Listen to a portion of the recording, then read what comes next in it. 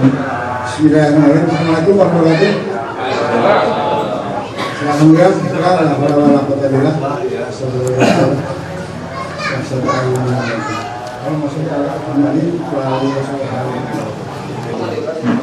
Jadi pertama saya terima kasih atas kehadiran teman-teman semua, pada Ketua DPD, Bapak Dewa dan Pak Katman, dan para Ketua DPC dan pengurus yang di hari ini, juga para Ketua PUK, pengurus PUK dan seluruh yang hadir pada acara hari ini. Ini acara hari ini memang DPD mengagendakan untuk pasca Mei Day kemarin kita akan keliling untuk mensosialisasikan apa saja program, rencana, tujuan organisasi ke depan. Ya, setelah pasca disahkannya Omnibus Law.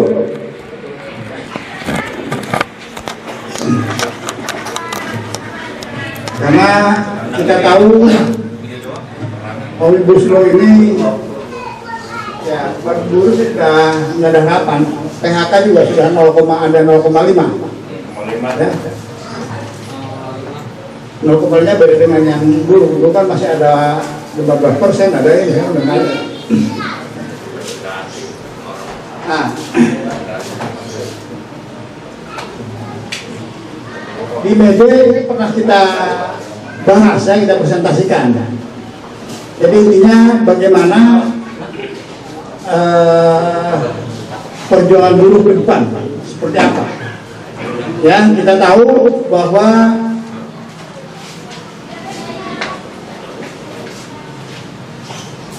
sampai hari ini persatuan di antara antar organisasi buruh tidak sederhana dibayangkan, ya. Ego-ego masih juga terlihat, ya. Karena itu kita harus tidak boleh menyerah atas keadaan yang seperti inilah ya. Kira-kira ya kita koreksi ke dalam juga. Kita terus juga masih berusaha menyitir sedikit tentang COS, ya. Tadi saya dengar sudah tenang habis gini, ya. Saya ini trauma dengan kata-kata tenang gitu. Nanti ditanya 2 tahun lagi, tenang lagi. Loh, kan saya nggak janji, kan saya bilang tenang. Tenang aja. Saya nggak janji apa, saya janji tenang kok. Oke lah, itu koreksi kita aja ya. Lihat, coba. Naik. Ya, saya sebetulnya kalau yang hadir di di Mei Day ini sudah pernah ini, tapi ini sedikit aja ya. Krisis bangsa ini sudah parah sebetulnya. Ya. Bukan hanya buruh, bangsa saya parah krisisnya. Ini saya ambil satu pernyataan dari guru besar Fakultas Hukum Indonesia, Prof. Dr. Suryawati, ya, yang mengatakan bahwa ini marak fenomena kaum intelektual menghamba pada penguasa dan birokrasi. Ya, sulit menemukan kampus yang bisa membebaskan diri dari cengkeraman tersebut. Ya, karena akademi jadi malas dan oportunis. Mereka hanya berpikir jabatan, gaji, dan tidak siap melakukan tindakan tidak terpuji. Ilmuwan kita, para dosen secara umum sangat kelihatan mengabdi pada birokrasi sehingga kehilangan daya kritik. Kata Profesor Sulistiawati dalam kanal YouTube Bravo's Radio Indonesia. Para dosen selanjutnya tidak berani berkokoh di atas isu-isu kemanusiaan, juga tidak berani mengkritik agar pemerintahan menjadi bersih meskipun isu itu adalah keahliannya. Ada yang ahli perburuhan, tidak pernah ngomong soal buruh, yang paham dan ahli korupsi, tetapi tidak pernah menyoroti soal korupsi. Meski ada pernah, tetapi hanya dalam sejumlah kecil orang. Itu pun mereka harus melawan dosen atau akademisi lainnya yang justru berada di sisi pemerintah. Pak, kalau sudah ilmuwannya nggak dipakai sesuai dengan keilmuannya. Kalau politik masih maklum. Kalau sudah ilmuwan melacurkan ilmunya, melacurkan ideologinya, melacurkan pengetahuannya untuk kepentingan dirinya, itu sudah itu sudah puncak kehancuran daripada ya negara menurut saya. Kira-kira gitu. Saya kebayang, ini saya kutip bukan tanpa makna. Ilmuwan dia kayak begini.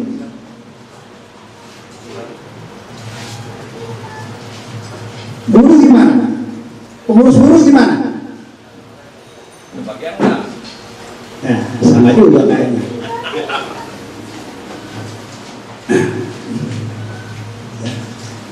Jadi itu maka kita sebagai organisasi salah satu organisasi buruh, mudah-mudahan kita bukan yang seperti begini, ya. Makanya kemudian kami dari DPP membuat satu konsep secara komprehensif, secara keseluruhan, bagaimana perjuangan kita ke depan, bagaimana kondisi bangsa saat ini. Next. Ya, terus. Ya, ini kita coba berapalah habis apa ya, bahwa tidak ada kesadaran bagi itu melainkan dengan pertolongan Allah. Ya. Ya, kenapa? Pertama, ya bagaimanapun perjuangan itu hasilnya adalah hak prerogatif Allah. Ya, kita berusaha mendapat pertolongan. Pertolongan itu datang kalau kita sudah berusaha keras. Seluruh kemampuan, seluruh usaha sudah kita jalankan. Hasilnya urusan Allah. Itu yang ya sebagai besar musliman ya, itu yang kita percayai sampai saat ini, dan berharap kita tidak ada unsur pertolongan.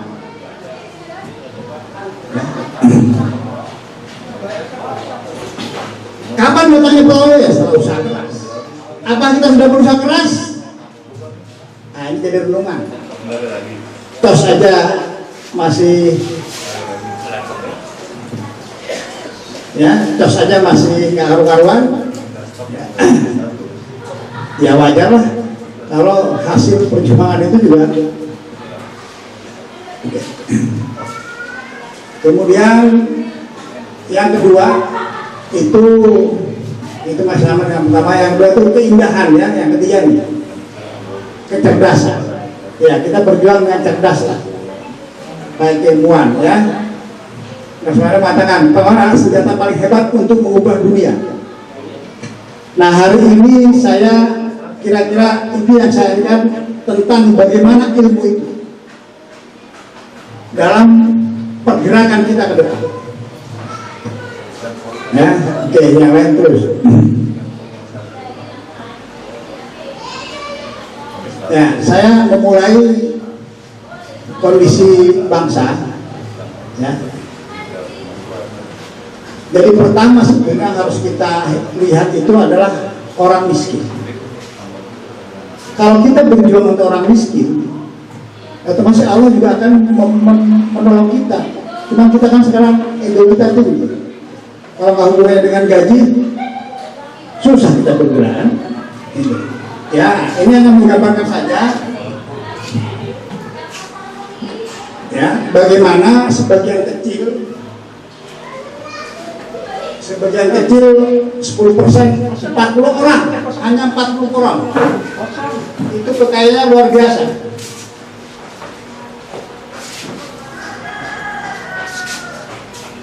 Ya. Dia mau 10% PDB kita, hanya 40 orang, 1.483 triliun.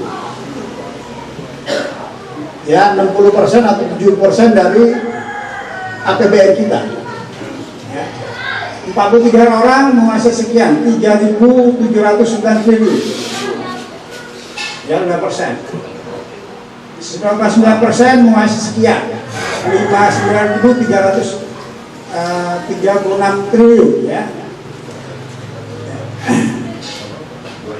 Artinya sebetulnya rakyat Indonesia yang kurang lebih 200 sekian puluh juta itu 270 juta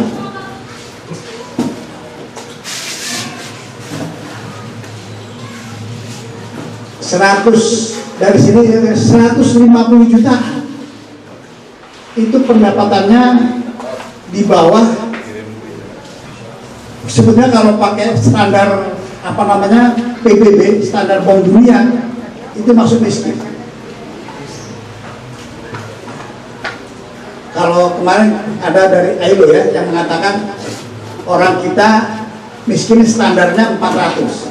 Sama yang saya buat ini, kalau standar 400 ribu per bulan, ya yang miskinnya hanya 30 juta orang kurang lebih.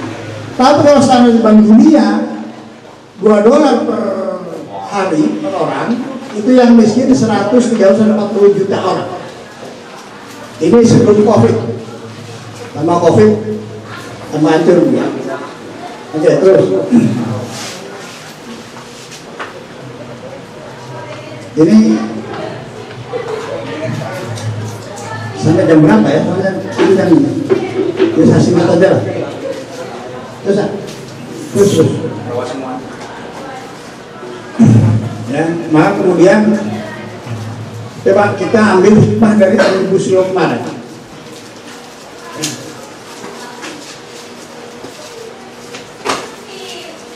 Puncak dari keterpurukan pekerja, puncaknya, ya satu aja lah, puncak dari kegagalan dari perjuangan organisasi buruh adalah disahkannya Omnibus Law.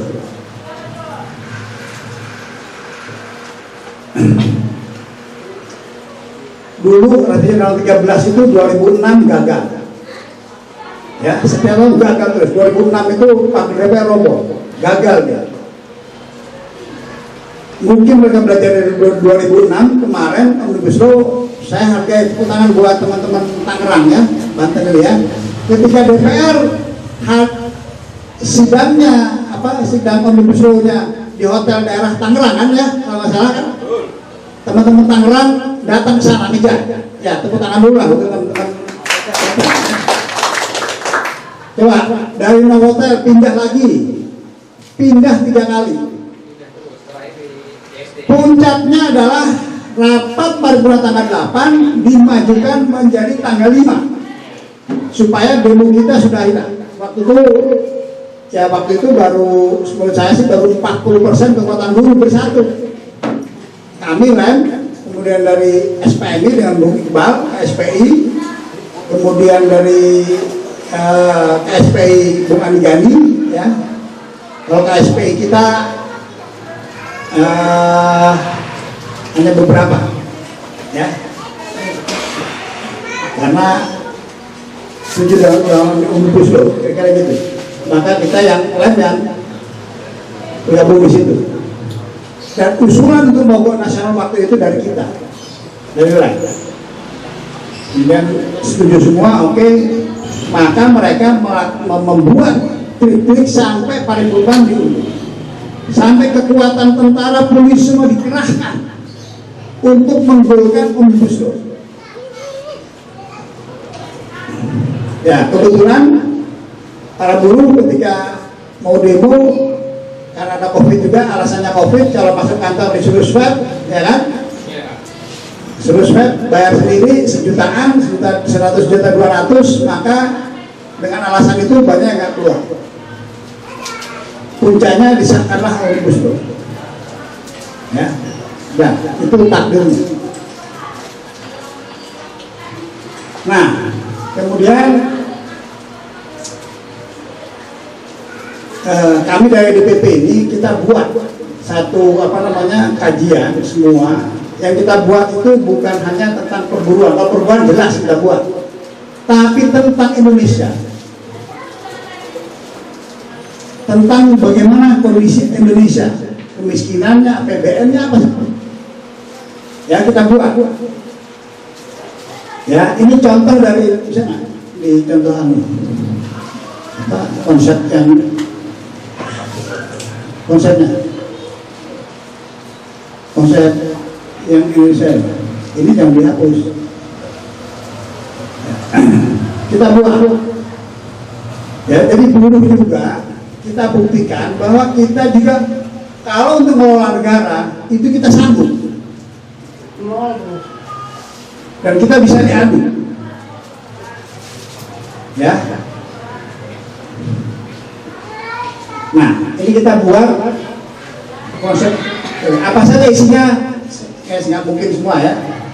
Ya, sebelum ini saya nyanyi saya ingin mengimpresikan bahwa kita kaum pekerja juga bekerja dengan pakai keilmuan. Ya, bukan hanya demo, bukan itu. Maka kebijakan negara pun kita sorot, kita buat konsepnya. Apa saja itu? Ini yang sedang kita siapkan. Ya, ada tentang kemiskinan. Mungkin ini nanti sedikit saya akan ya tentang APBN. Gimana APBN selama ini kesalahannya? Kira-kira gitu. APBN kita ini dari awal Indonesia merdeka sampai sekarang itu cara membuatnya. Menurut saya itu salah besar. Bukan hanya presiden sekarang, semua presiden. Cara menyusun APBN itu ada keliruan. Ya, ini kira-kira ada kerajaan, ada perjuangan, pendidikan, lingkungan hidup dan lain-lain. Ya, misalnya satu saja, air bersih. Negara Indonesia air bersihnya setengah mati. Cok, kalau bapak beli rumah di komplek kan airnya susah kan ya, paling sumur. Coba, ini masalah.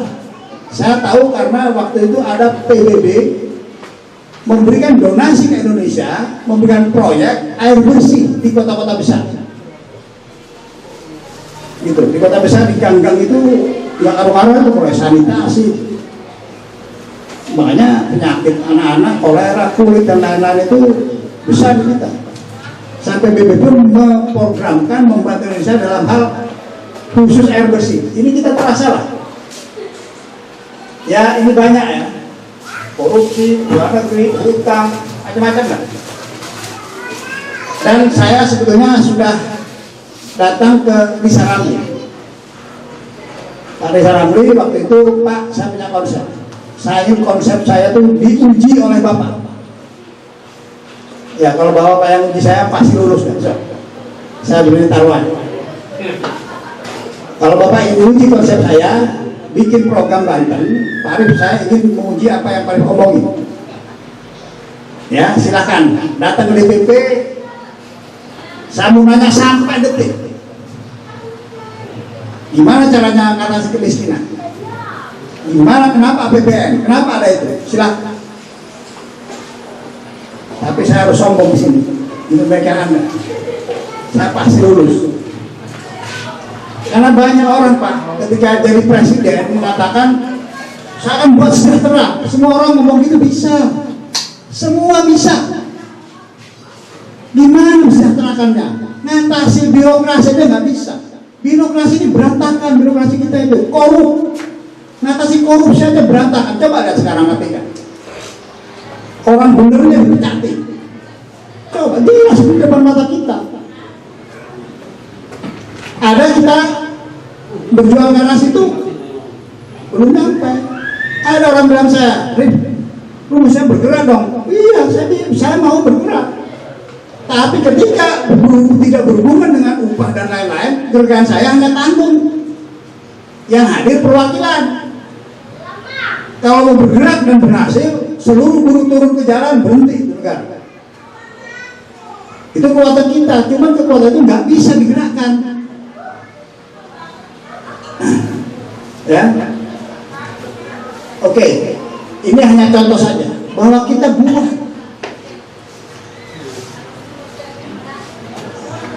Bapak tahu AHY? Ya, calon presiden. AHY itu membuat yang begini, Pak. Dia ambil konsultan dari Harvard. dari Harvard University. Harvard itu termasuk universitas nomor 1 di dunia. Ya, Harvard, Oxford, Stanford, MIT, yang gitu-gitu. Bergantianlah mereka. Ya. ITB itu nomor berapa ITB? Nomor ratusan. Ya. Oke, balik lagi yang tadi.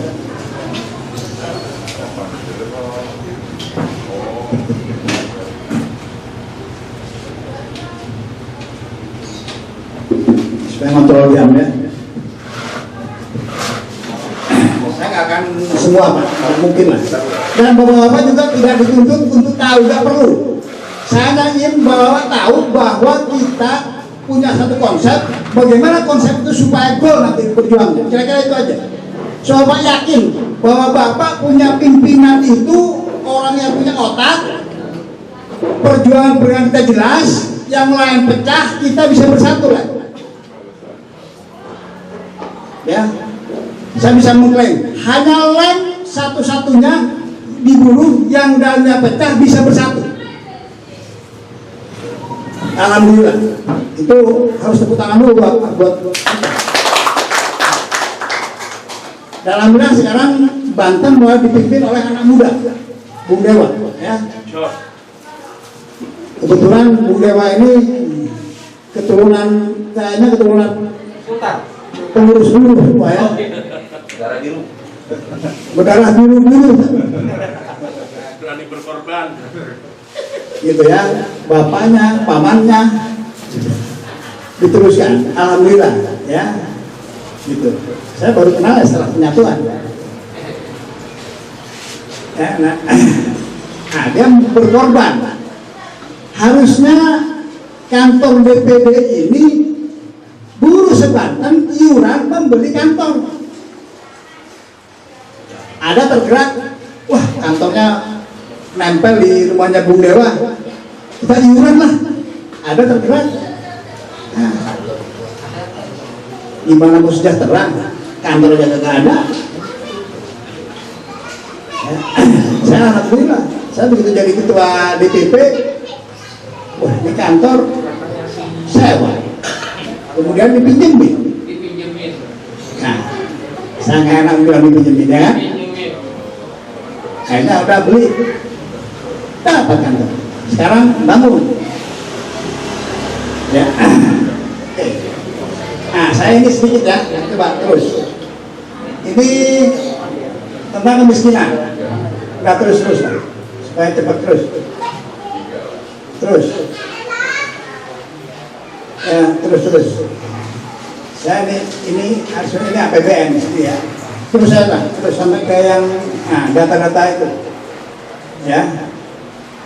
Terus sampai data kemiskinan dulu. Terus.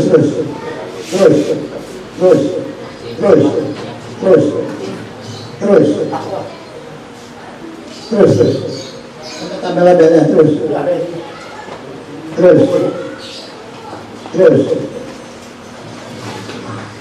Nah, oke. Ini ya. Kemiskinan di Indonesia mungkin nanti persentase paling nomor 1 dulu. Ya. Nah, ini dari tahun 70 saya punya data. Ini data bukan ngarang ya. Saya data ambil dari BPS, Badan Pusat Statistik, badan resmi negara BPS.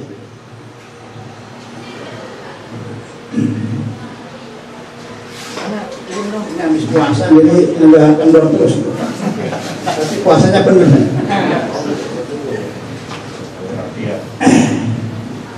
Ya.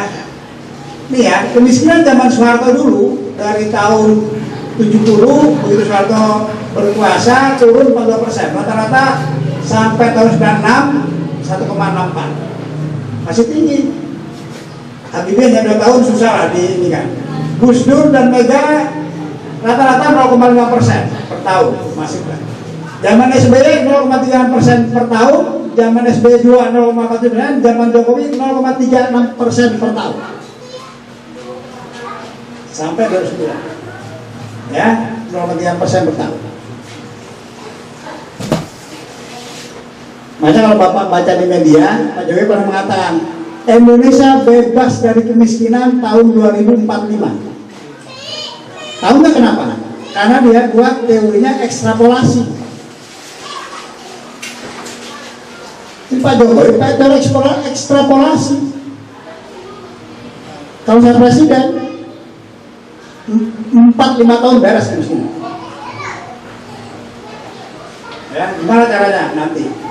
Ya, dan kalau kemiskinan kita saat ini kan ada 9%-an ya, dengan angka 400 tadi itu 49%. Saya ambil itu aja lah 9 BPS. Ya 9%. Kalau 9% Pak, kalau setahunnya 0,3 berkurangnya, berarti kalau 9% berapa tahun? Untuk 1% butuh 3 tahun, ya kan? Ya, 1% dibagi 0,36. Ya, nah, Pak jadi pegawai pusing, gaji pas-pasan, jadi pusing matematiknya. Nah, kalau 9% berarti kali 3, berarti 27 tahun untuk mengurangi kemiskinan. Karena ada 0,36, anggapan 25. Tadi kan 0,3 kan ya, ini 0,36, ya kan? 25 tahun. Waktu ngomong tahun 2020 tambah 25 berapa? 45 tahun. Tahun 2045. Kalau orang dengar berita itu seolah-olah wah hebat, itu pencitraan Pak. Ngapain tahun 2045 diomongin sekarang? Kalau saya yang tahu, wah parah. Berarti tidak ada program untuk mengentaskan kemiskinan. Bagaimana menaikkan 0,36 supaya setahun itu misalnya 2 atau 3%, sehingga 3 tahun selesai. Kan itu tanda ketika presiden mengatakan 2024 Indonesia terbebas dari kemiskinan. Ini hitung-hitungannya. Gitu loh. Ini kalau ada orangnya Pak Jokowi dengar saya ngomong gini dipanggil sama istana pasti. Wah, lu buat jadi menteri aja deh. Nanti dulu. Loh, pasti orang tidak bego-bego. Mau apa bego? Nah, ini ada di setnya, namanya di shoot apa lah, walaupun diviralkan, ya. Ini data, saya tidak menyalahkan Pak Jokowi, tetapi saya menyalahkan sistem yang ada di Indonesia. Artinya ini 0,3 dipertahankan sampai 2045, itu namanya ekstrapolasi. Kalau teori statistik, ada yang pernah belajar statistik? Wah lupa Pak. Nah kalau lagi pas-pasan ilmunya hilang semua. Oh istri aja minta cerai, boro-boro mau 2. Nah itu kan cita-citanya 2, tapi karena ekstrapolasi nggak jadi dah. Kalau harus yang lain lah. Kata Pak Idrus yang muda-muda ini, coba masa nggak berani kan gitu, ya kan?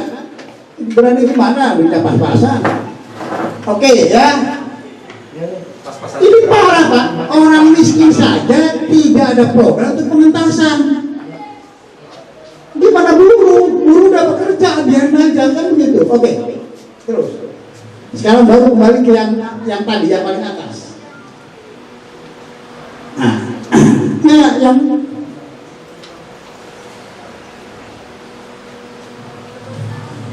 kembali apa? Yang mede. Nah. Bawa. Ya, terus. Nah, ini masalah yang APBN. Ya, kenapa program yang tidak? Pak, negara itu ketika ingin mengatasi kemiskinan, dari mana programnya? Pertama yang paling mudah adalah APBN. APBN-nya dianggarkan. APBN kita ya, saya nggak lihat itu buat apalah. APBN kita nih Pak, untuk kemiskinan ada Pak, tetapi dipecah-pecah dana itu. Kenapa dipecah-pecah? Supaya punya semua, supaya korupsinya juga bisa bareng-bareng gitu loh. Itu harus saya buktikan pecah-pecahnya. Coba dari awal. Yang kedua Pak, anggaran kita Pak, Kalau 2000 triliun itu dibagi kepada 73 kementerian dan lembaga. Bisa dilihat K dan L 86, 33 kementerian, 53 atau 15 itu adalah lembaga. Dibagi ke situ. Kalau saya presiden, Pak, saya bikin menteri nggak perlu banyak-banyak. Saya bikin khusus saja. Gimana caranya kemiskinan itu hilang?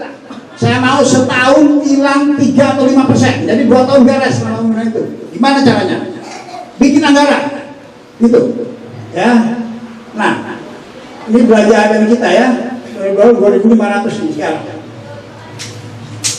Hutang kita berapa hutang?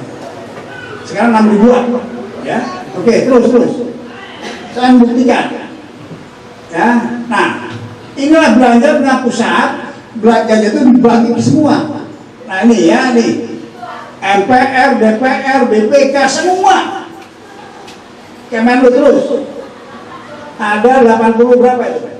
Ya, semua dibagi. Ahok dulu sini. Ini kita tenaga kerja. Berapa tenaga kerja? Lihat. 326,9 triliun. Kemudian tenaga kerja. Jadi ya kan karena sudah kerja dianggap biasa aja, nggak ada program apa-apa. Kalau kita presiden, boleh nggak anggaran 100 triliun? Boleh, suka-suka presiden. Gitu. Ya, ini Kemensos nih.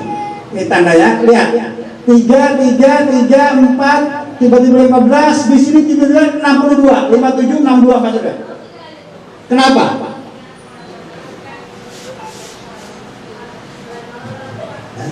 Karena yang jadi Kemenko-nya waktu itu Puan Maharani. Dia naikkan anggaran, bisa. Itu masalah tergantung yang mau ngatur negara. Gimana cara kemiskinan ini? Oke. Ya, kenapa susah itu? Karena di anggarannya tidak mencemar itu. Kita ekonomi PDB, moneter, apalagi itu, ya kebijakan fiskal dan lain-lain. Itu hanya sekian persen orang. Oke, nanti saya buktikan berapa persen. Nah, terus dah, ini cukup lah. Masuk ke tenaga kerjaan langsung, biar kita tahu juga. Terus.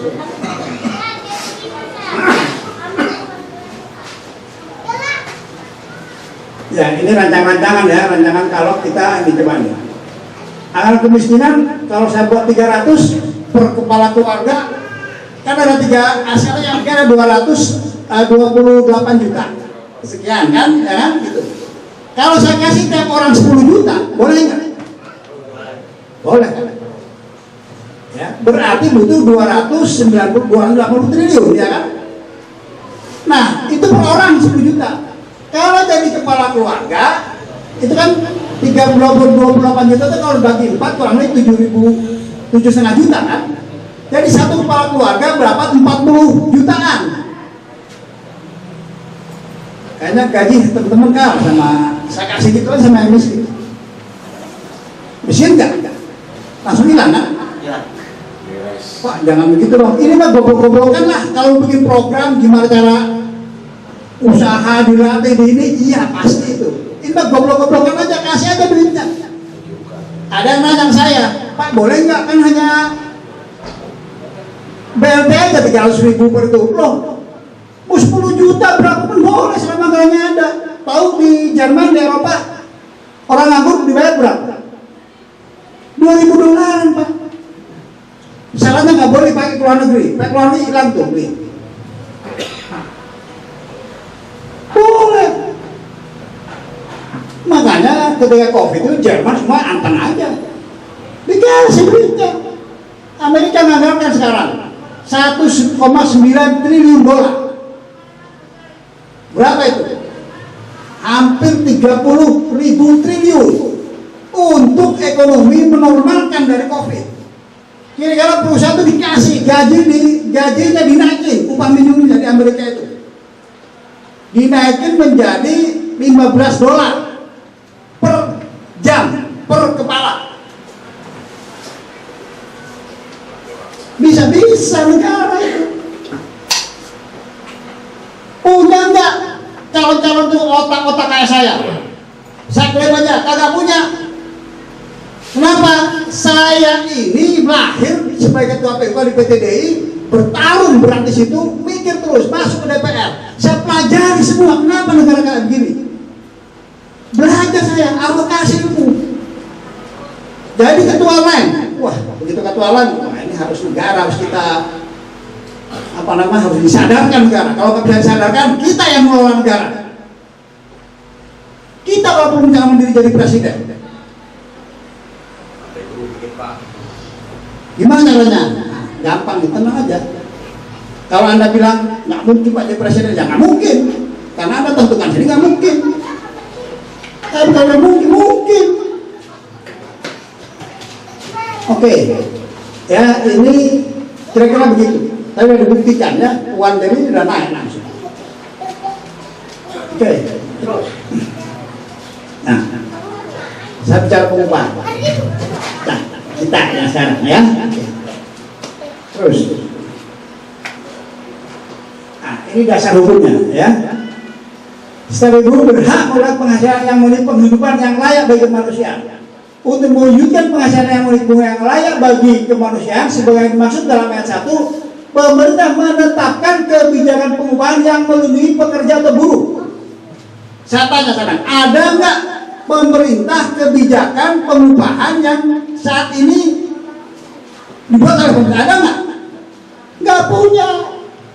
Yang ada tiap tahun demo upah minimum ribut. Upah minimum kan untuk yang mau tahu. Kenapa ribut? Karena yang 10 tahun, 15 tahun, 20 tahun naik gajinya kalau upah minimumnya naik. Namanya upah sundulan. Ya, mau perusahaan besar, mau kecil begitu. Kalau di tekstil sih ya, antara 15 tahun sama 0 tahun 1 tahun bedanya kan 50.000, 100.000 ya kan. Yang penting ada beda lah. Udah biarin fungsinya begitu. Nih, nggak ada Pak.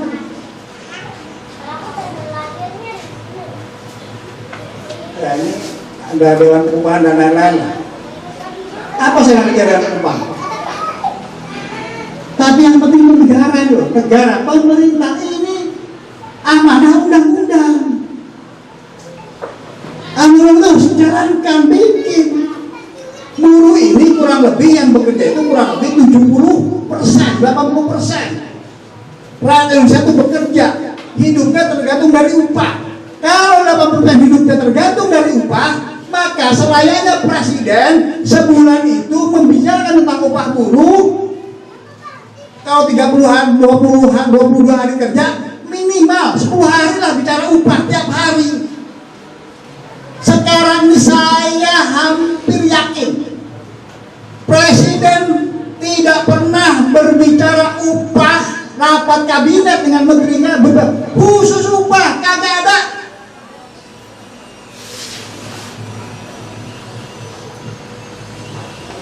Menteri Tenaga Kerja bicara upah kalau upah minimum, bikin surat-surat.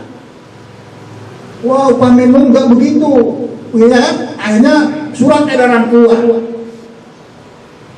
Coba bicara kan nggak ngerti mereka gimana ngurus upah itu. Memang saya orang juga bisa juga saya nggak masuk dalam upah. Saya malas nggak masuk itu Pak. Ya, kalau terpaksa saya harus saya sama karena saya di DPR Pak sendirian. Saya bisa merubah itu biar sini. Mbak ini udah kita selalu. Kalau kemudian saya dipindah. 3 tahun saya disuruh dipindah. Berapa tahun? Karena dibunuh repotin. Saya malah juga alih sendiri waktu itu. Wah, saya nawarin. Alih, pindah deh. Nanti.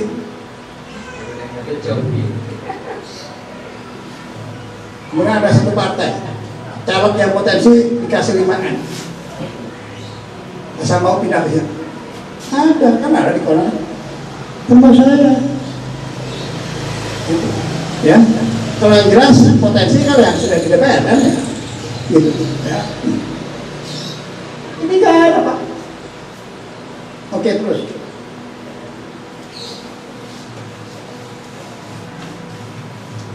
Ya ini apa namanya? Sebetulnya ini data-data biasa saja ya, terkumpul antar Indonesia. Kalau saya jadi presiden itu saya targetkan lah. Gimana kalau kita buat upah buruh itu rata-rata 10 juta? Gimana caranya? Saya panggil menterinya. Menteri, saya mau upah buruh di Indonesia rata-rata sampai 10 juta. Tidak 2,9. Ini pun datanya nggak karuan Pak. Ada BPS 2,9, ada yang 1,1 setengah, nggak karuan lah.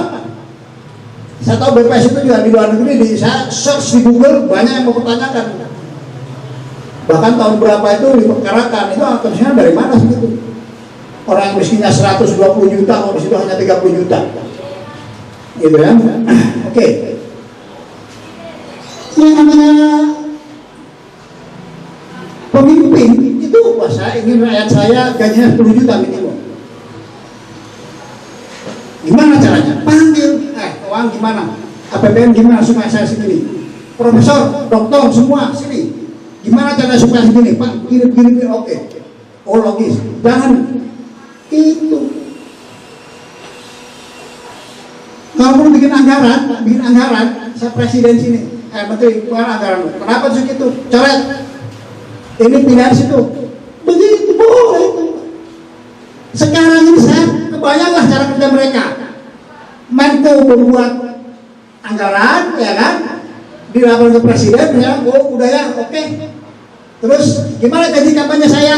Katanya udah Pak, jadi Bapak ada di sini, sudah. Itu yang terjadi. Saya kebayang lah.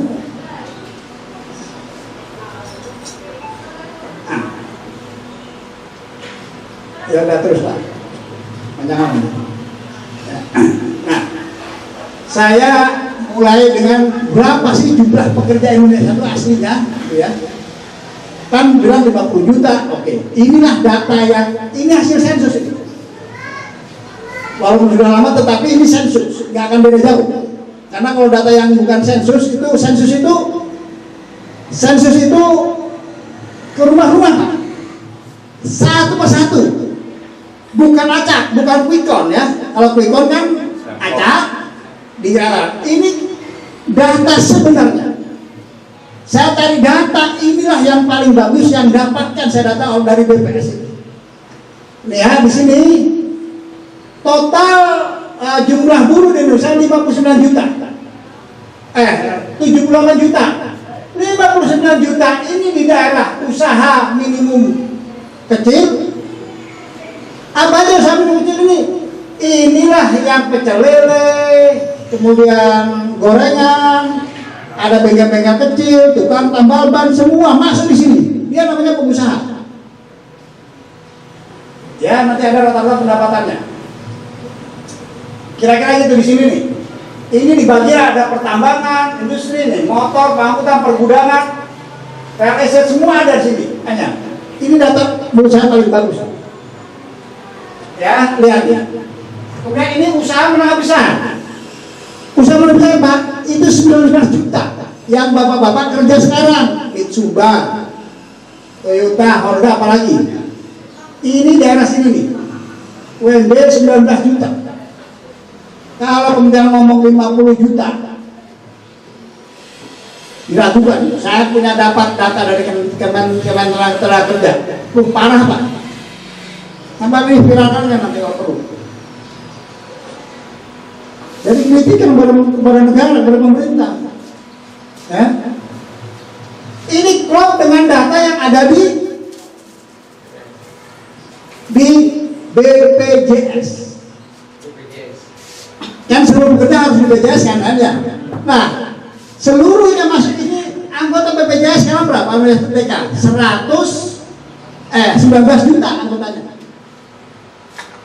Gitu loh. Kekayaannya hampir 400 triliun. Buat apa? Ya karuan juga Pak. Ingat kemarin korupsi dana BPJS itu uang kita. Satu pengolahan di situ Wah, banyak sekali yang ada di kepala. Tapi nanti aja lah. Terlalu banyak ceritanya nanti. Itu parah Pak. Tahu berapa anggaran operasional BPJS? Itu 5,4 triliun. Karyawannya cuma 3.000-an. 3.000, 4.000. Kalau gaji karyawannya itu 15 juta saja, udah sayangnya paling kecil 10 juta. Berarti berapa? Berarti 30 miliar sebulan, ya. Kalau setahun berarti 360 miliar. Itu 360 miliar. Bayangin, nggak sampai 1 T. Gua gede ini 20 miliar, 20 juta, 720 miliar setahun Pak. Anggaran operasional 5,4 triliun Pak. Yang namanya anggaran itu Pak, biasanya untuk gaji, untuk SDM biasanya 75%. Ini hanya ya 10% berapa, nggak sampai ya? Hanya 10-20%, 15% paling. Itu masih milik kita. Makanya waktu saya ke sana, waktu kita mengajukan, saya mau BPJS, mau ketemu Dirut, ditelepon dia. Tadi ketemu dia. Ya Pak, nanti kita agendakan. 3-4 hari kemudian saya ditelepon. Ini nyata. Pak Arif, Bapak, proposal Bapak kami setujui. Kapan mau diambil? Tahu nggak maknanya? Ini nyata. Saya ngalami, saya bilang loh. Kan ada juga yang ketemu saya waktu itu. Saya juga ngajuin proposal. Saya mau ketemu Dirut Anda, Dirut BPJS. Kenapa jadi proposal? Ya maaf Pak. Berarti selama ini ada oknum-oknum ya kan, yang ketika begitu dikasih judulnya proposal Anda disetujui. Kapan bagi proposal? Kalau saya bikin proposal banyak setujunya. Ya ada apa namanya, kita coba gimana dana itu untuk bisa pemberdayaan, membantu untuk pekerja. Gitu. Nah, jadi nyimpang dengan BPJS. 5,4 triliun, kawan. Gaji dan lain-lain hanya nggak sampai 1 triliun. Kemana yang lain? Tahu Dewan Pengawas kenapa rebutan? Gajinya tuh di atas 100 juta. Take home pay-nya. Gaji direkturnya 300-an mungkin Pak. Bonusnya berapa itu? Kira orang karyawan yang punyanya aja setengah mati, pot-potannya. Ini harus kita dobrak. Makanya ke depan kita akan banyak kegiatan demo BPJS apa saja yang nggak benar ya, yang perburuan. Tapi ya jangan perwakilan lah, nggak mauin lah. Nanti lah kalau sudah COVID. Siap nggak? Ya. Siap? Ya. Gitu tuh. Mana? Lulus. Nah, kalau lemes ya jadi orang. Kita penguasa negara itu. Oke, coba ya, jangan tahu. Yang 15 juta ini nggak ada BPJS, tidak terjamin sosial, nggak ada. Apa negara yang dibuat oleh ini? UMKM berhasil nggak? Nggak ada, nggak jelas Pak. Kalau saya presiden Pak, ya saya terpaksa kalau ya, tapi saya bisa jadi presiden beneran. Nggak mau kalau saya presiden nanti kita ngomong di sini dah sekali-kali ya. Harus. Nggak harus lah kita ngotong. Janjian itu. Oke, ya. Kita demo. Yang namanya presiden itu dia harus tahu minimal baca data. Gimana kita bekerja tanpa data? Ayo saya tanya. Menterinya kita berikan, kamu begini-begini, nggak bisa pecah. Gampang. Saya mau jadi menteri di sini kalau saya presiden. Ya, kudu pintar lah, saya tes dulu. Kalau nggak pintar jadi komisaris. Kan itu sekarang kan ya? Ya benar. Komisaris sekarang tuh pokoknya mah dulu ternyata pilih. Sekarang komisaris. Spesifik lagi. Jangan ngomong. Dalam. Belum kebagian. Belum kebagian. Oke. Ya, lanjut. Ya. Nih.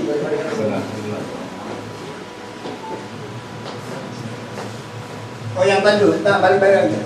Saya ingin ngomong lain ya. Ini lain di daerah sini nih. Ya, manufaktur ini. Pengelolaan manufaktur dan mungkin dari sini kita ya, di daerah sini nih. Ini totalnya 6 juta karyawan di sini. 6 juta. Nah, terus. Kemudian ini jumlah pengusahanya, usahanya. Yang mau cuma 35.000 Pak se-Indonesia. Yang bayar 4 juta itu ya kecil tadi itu. Mungkin daerah makan minuman nih, pecel lele dan lain-lain ini RTMM lah. Oke, terus. Ya, ini pendapatannya. Ya, pendapatan usaha yang kecil totalnya 18.000. Ya, 18 triliun. Kalau yang ini 1.042 triliun ya. Manufacturing 5.600 sekian triliun ini yang kalau pikiran ini nih dijumlahin semua ya pendapatan itu Toyota, Honda, Mitsubishi semua dijumlahkan segini nih. Apa hubungannya dengan upah? Ya, ada nanti. Ya, nah jumlah perusahaan itu dari satu kurang lebih totalnya pendapatan itu 17 triliun, 17.000 triliun. Ini 5.000 terus. Nah, ini rata-rata per bulan segini pendapatannya. Ya, yang usaha besar sekian. Per tahun, ini per bulannya nih 48. Nah, yang usaha kecil ya di sini lah. 13 juta, 8 juta. Iya ini. Dia menggaji juga dia. Ya, karyawannya cuma 3-4 orang lah. Pecel lele kan ada juga pekerjanya kan. Jadi gaji lah mungkin 800.000 itulah. Oke, terus kalau enggak istrinya, anaknya kerja di situ. Terus pengeluaran, ini pengeluarannya. Ya. Pengeluaran mungkin 3.000 sekian triliun. Itu, ini daerah kita nih. Ini belum termasuk gaji pengeluaran. Terus daerah. Nah, ini upah nih. Upah pekerja totalnya itu 239 triliun daerah ini sekian. Ya terus untuk apa saya buat begini? Akhirnya kita olah sendiri. Ya rata-rata barang jasa upah besar itu di daerah kita ada yang 129. Berarti sebulan rata-rata 10 juta. Bagus ini ya kan? Upahnya apakah benar segitu kita nggak tahu. Tapi yang untuk manufacturing yang ini rata-rata semua 30 juta, berarti sebulan cuma 3 juta. Nah, ini yang orang kerja sudah puluhan tahun, segini rata-ratanya. Ya, total semua di Indonesia ini 47, ya, 4 jutaan lah lumayan. Nah, ini kalau UMK 1,2, kalau totalnya 2,9. Itu dibagi 12. Berapa cuma? Ada cuma di rata-rata di situ kan 600.000 Pak. Jauh banget dari minimum. Oke terus. Nah, ini keuntungan perusahaan ya. Totalnya 1.900 triliun. Ini keuntungan lah. Terus. Saya ingin menganalisa gajinya. Nah ini upah ya. Upah dibagi pendapatan ya kan? Upah di manufaktur itu Pak kurang lebih 4,2%. Maksudnya kalau perusahaan itu pendapatannya 100 miliar, ya kan? Buruh hanya 4 miliar untuk buruh. Ini bagi pendapatan.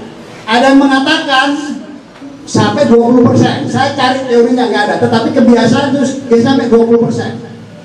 Tergantung usahanya.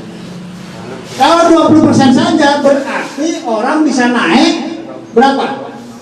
5 kali. Jadi kalau yang gajinya sekarang itu 4 juta, harusnya dia bisa gajinya bisa 20 juta. Itu bukan yang rendah. Yang 8 juta, 30 juta. Kan sekarang 8 juta sudah merasa gagah kan, ya kan? Nggak ada bebannya. Gedean Pak upahnya Pak. Apa? Sekarang Makanya sudah segitu pun ini ya. Terus gedean, satu. makanya Total 5,2 nih ya Indonesia ini. Terus. Nah, upah baik keuntungan. Ini ya. Yang punya kita lah, 12%, Pak. Jadi keuntungan itu gedenya itu diambil oleh pengusaha. Kalau untungnya misalkan 10 miliar, pengusaha ngambilnya. Kalau 12 berarti dia ngambil 8,8 miliar. Buruh yang sekian ratus sekian ribu hanya 12% coba. Kan keuntungan itu kalau pengusahanya beberapa orang, betul nggak? Paling sendirian berapa orang? Kalau buruh kan banyak, jadi makin jomplang. Ini kalau saya jadi presiden, loh, kok bisa gini? Lu naikin gajinya. Enak aja kalau enggak, saya naikin pajak loh. Pajaknya gua naikin loh. Buat apa nanti pajak itu? Ya saya kasih lagi untuk subsidi buruh, ya kan begitu muternya. Coba lihat. Jadi kalau dikaji ini bisa untuk disertasi. Ya, saya pernah kuliah hukum Islam. Begitu saya disertasinya APBN, tesis, wah, saya kira wah, kata profesornya, Pak Arif ini buat disertasi aja.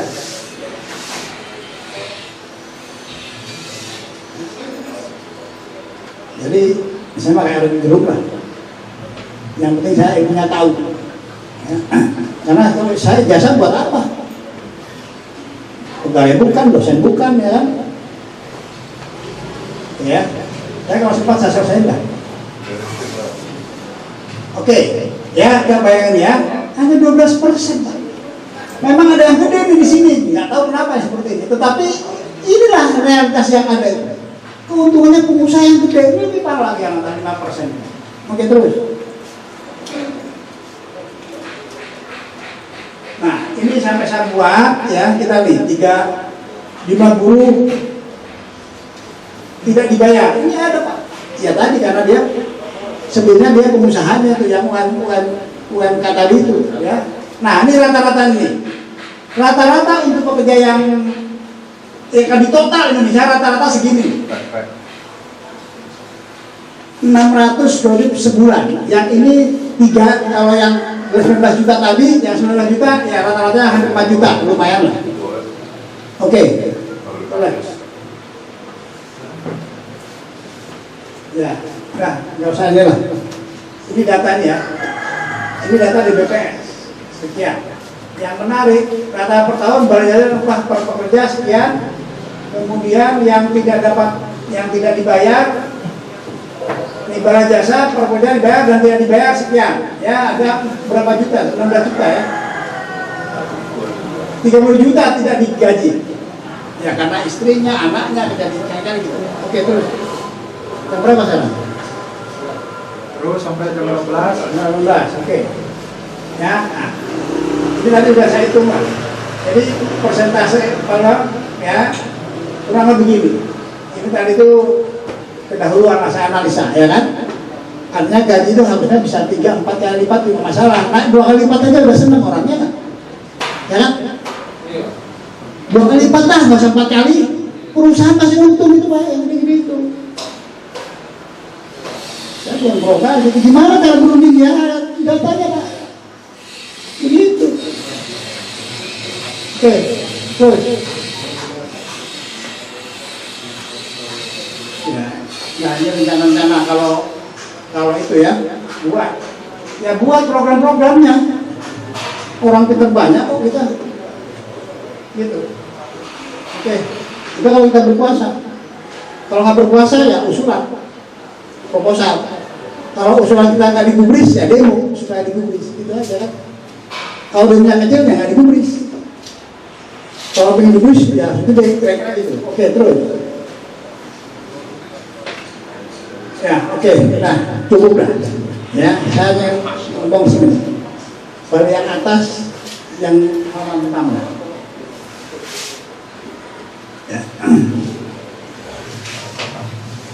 Ya ini sebenarnya lengkap Pak, kegiatan lain semua ada, cuman waktunya nggak anu. Anda begitu 2 jam, 3 jam mulai gelisah nih, kapan selesainya gitu. Sudah apa saya ya? Ya, nah, gini, terus.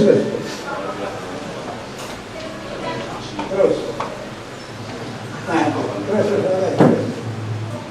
Yang ada yang mana? Yang terus. Ya ini. Nah, ya, jadi